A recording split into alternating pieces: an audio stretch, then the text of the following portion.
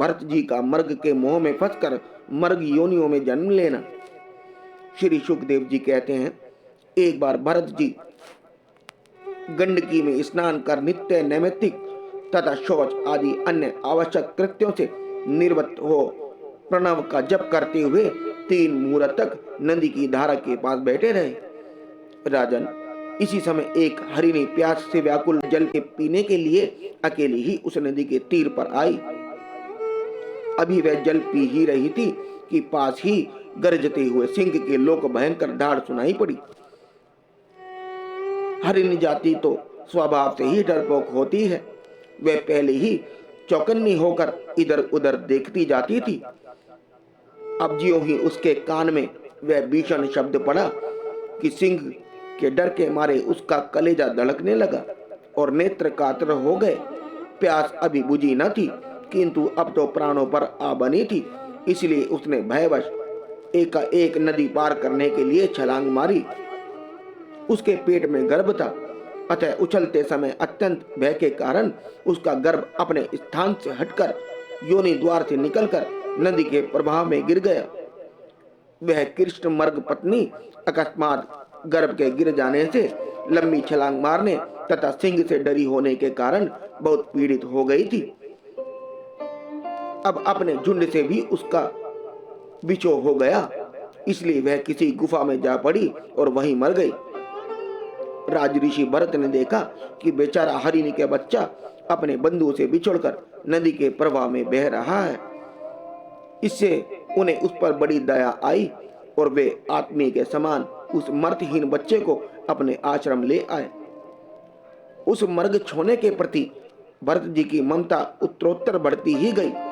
वे नित्य उसके खाने पीने का प्रबंध करने, व्याधि से बचाने, लाड़ लड़ाने, पुचकारने आदि की चिंता में ही डूबे रहने लगे। कुछ दिनों में उनके यम नियम और भगवत पूजा आदि आवश्यक कृत्य एक एक करके अंत में सभी छूट गए।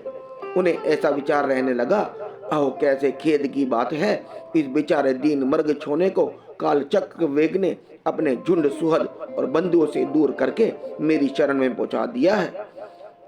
यह मुझे ही अपना माता पिता, भाई बंधु और यूथ के साथी संगी समझता है। इसे मेरे सिवा किसी और का पता नहीं है और मुझ में इसका विश्वास भी बहुत है।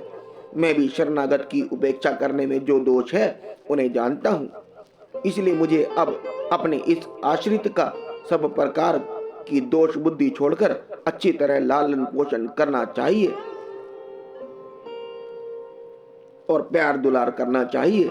निश्चय ही शांत स्वभाव और दोनों की रक्षा करने वाले परोपकारी सज्जन ऐसे शरणागत की रक्षा के लिए अपने बड़े से बड़े स्वार्थ की भी परवाह नहीं करते। इस प्रकार उस हरिण के बच्चे में आसक्ति बढ़ जाने से बैठते, सोते, टहलते, ठहरते और भोजन करते समय भी उनका चित्त उसके स्नेह पाश में बंधा रहता था।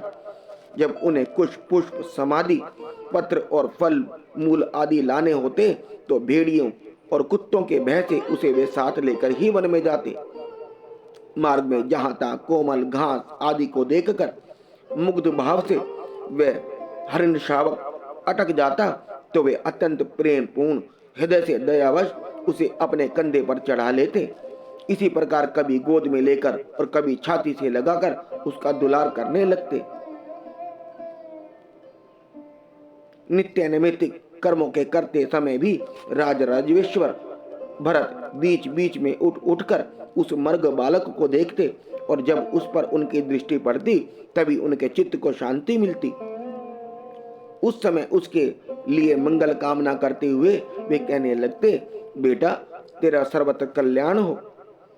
कभी यदि वह दिखाई ना देता तो जिसका धन लुट गया हो उस दीन मनुष्य के समान उनका चित्त अत्यंत उद्गिन हो जाता और फिर वे उस हरिण के बच्चे के विरह से व्याकुल एवं संतप्त हो करुणावश अत्यंत उत्कंठित एवं मोहविष्ट हो जाते तथा शोक मग्न होकर इस प्रकार कहने लगते, अहो क्या कहा जाए, क्या वह मर्तहीन दीन मर्ग शावक दुष्ट बहेलिए किसी बुद्धि वाले मुझ पुण्यहीन अनायर का विश्वास करके और मुझे अपना मानकर मेरे किए हुए अपराधों को सत्य पुरुष के समान भूलकर फिर लौट आएगा?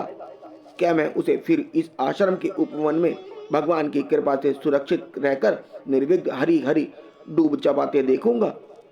ऐसा ना हो कि कोई भेड़िया कुत्ता गोल बांधकर विचरने वाले सूकर आदि अथवा अकेले घूमने वाले व्याधि ही उसे खा जाए। अरे संपूर्ण जगत की कुशल के लिए प्रकट होने वाले वे तृतीय रूप भगवान सूर्य अस्त होना चाहते हैं, किंतु अभी तक वह मृग की धरोहर लौटकर नहीं आई। क्या वह हरिण राजकुमार मुझ पुण्यहीन के पास आकर अपनी भांति भांति की मर्ग शावक को चित मनोहर एवं दर्शनीय क्रीड़ाओं से अपने स्वजनों का शौक दूर करते हुए मुझे आनंदित करेगा? अहो, जब कभी मैं प्रणय कोप से खेल में झूठ मूठ समाधि के बहाने आंखें मूंद कर बैठ जाता, तब वह चकित चित्त से मेरे पास आकर जल बिंदु के समान कोमल और नन्हे नन्हे सींगों को नोक से किस प्रकार मेरे अंगों को खुजलाने लगता था। मैं कभी कुछों पर हवन सामग्री रख देता और वह उन्हें दांतों से खींचकर अपवित्र कर देता, तो मेरे डांटने पाटने पर वह अत्यंत भयभीत होकर उसी समय सारी उछल कूद छोड़ देता और ऋषि कुमार के समान अपनी समस्त इंद्रियों को रोककर चुपचाप बैठ जाता था। फिर पृथ्वी पर उस मर्ग शावक के खुर के चिन्ह देकर कहने लगते, अहो, इस तपस्विनी धरती ने ऐसा कौन सा तप किया है जो उस अति विनीत कृष्ण सार किशोर के छोटे छोटे सुंदर सुखकारी और सुकोमल खुरों वाले चरणों के चिन्हों से मुझे, जो मैं अपना मुग्धन लुट जाने से अत्यंत व्याकुल हो दीन हो रहा हूँ, उस द्रव्य की प्राप्ति का मार्ग दिखा रही है और स्वयं अपने शरीर को भी सर्वत्र उन पद चिन्हों से विभूषित कर स्वर्ग और अपवर्ग इच्छुक द्विजों के लिए यज्ञ स्थल बना रही है। चंद्रमा के मर्ग का सा श्याम चिन्ह देख उसे अपना ही मर्ग मानकर कहने लगते, अहो, जिसकी माता सिंह के भय से मर गई थी, आज वही मर्ग शिशु अपने आश्रम से बिछुड़ गया है। अतः उसे अनाथ देखकर क्या ये दीन वत्सल भगवान नक्षर नाथ दयावश उसकी रक्षा कर रहे हैं? फिर उसकी शीतल किरणों से आह्लादित होकर कहने लगते, अथवा अपने पुत्रों के वियोग रूप दावन अनिल की विषम ज्वाला से हृदय कमल दुग्ध हो जाने के कारण मैंने एक मर्ग बालक का सहारा लिया था। अब उसके चले जाने से फिर मेरा हृदय जलने लगा है, इसलिए ये अपनी शीतल शांत स्नेहपूर्ण और वदन सलिता रूप अमृतमय किरणों से मुझे शांत कर रहे हैं।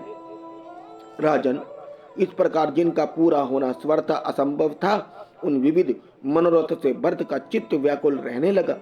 अपने मर्ग शावक के रूप में प्रतीत होने वाले प्रारब्ध कर्म के कारण तपस्वी भरत जी भगवत आराधना रूप कर्म एवं योग अनुष्ठान से चित्त हो गए। नहीं तो जिन्होंने मोक्ष मार्ग के साक्षात विघ्न रूप समझकर अपने ही हृदय में उत्पन्न दुष्ट पुत्र आदि को भी त्याग दिया था, उन्हीं की अनन्य जातीय हरिण शिशु में ऐसी आसक्ति कैसे हो सकती है? इस प्रकार राज ऋषि भरत विघ्नों के वशीभूत होकर योग साधन से भ्रष्ट हो गए और उस मर्ग छोने के पालन पोषण और लाड़ प्यार में ही लगे रहकर आत्मस्वरूप को भूल गए। इसी समय जिसका टलना अत्यंत कठिन है, वह प्रबल वेगशाली कराल काल चूहे के बिल में जैसे सर्प घुस आए, उसी प्रकार उनके सिर पर चढ़ आया। उस समय भी वह हरिणा शावक उनके पास बैठा पुत्र के समान शोकातुर हो रहा था। वे उसे इस स्थिति में देख रहे थे और उनका चित्त उसी में लग रहा था। इस प्रकार आसक्ति में ही मर्ग के साथ उनका शरीर भी छूट गया। तदनंतर उन्हें अंतकाल की भावना के अनुसार अन्य साधारण पुरुषों के समान मर्ग शरीर ही मिला, किंतु उनकी साधना पूरी थी, इससे उनकी पूर्व जन्म की स्मृति नष्ट नहीं हुई।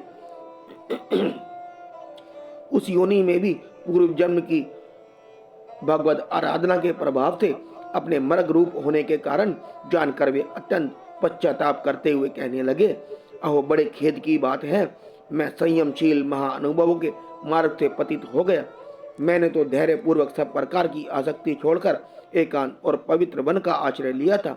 वहां रहकर जिस चित्त को मैंने सर्वभूत आत्मा श्री वासुदेव में निरंतर उन्हीं के गुणों का श्रवण मनन और संकीर्तन करके तथा प्रत्येक पल को उन्हीं की आराधना और स्मरण आदि से सफल करके स्थिर भाव से पूर्णतः लगा दिया था, मुझ अज्ञानी का वही मन अकस्मात एक नन्हे से हरिण शिशु के पीछे अपने लक्ष्य से च्युत हो गया। इस प्रकार मर्ग बने हुए राजऋषि भरत के हृदय में जो वैराग्य भावना जागृत हुई, उसे छिपाए रहकर उन्होंने अपनी माता मृगी को त्याग दिया और अपनी जन्मभूमि कालंजर पर्वत से वे फिर शांत स्वभाव मुनि के प्रिय उसी शालग्राम पतिर्थ में, जो भगवान का क्षेत्र है, पुलत्स्य और पुलह ऋषि के आश्रम पर चले गए। वहां रहकर भी वे काल की ही प्रतीक्षा करने लगे। आसक्ति से उन्हें बड़ा भय लगने लगा था। बस अकेले रहकर वे सूखे पत्ते, घास और झाड़ियों द्वारा निर्वाह करते मर्ग योनियों की प्राप्ति कराने वाले प्रारब्ध के क्षय की बाट देखते रहे। अंत में उन्होंने अपने शरीर का आधा भाग गंडकी के जल में डुबाए रखकर उस मर्ग शरीर को छोड़ दिया।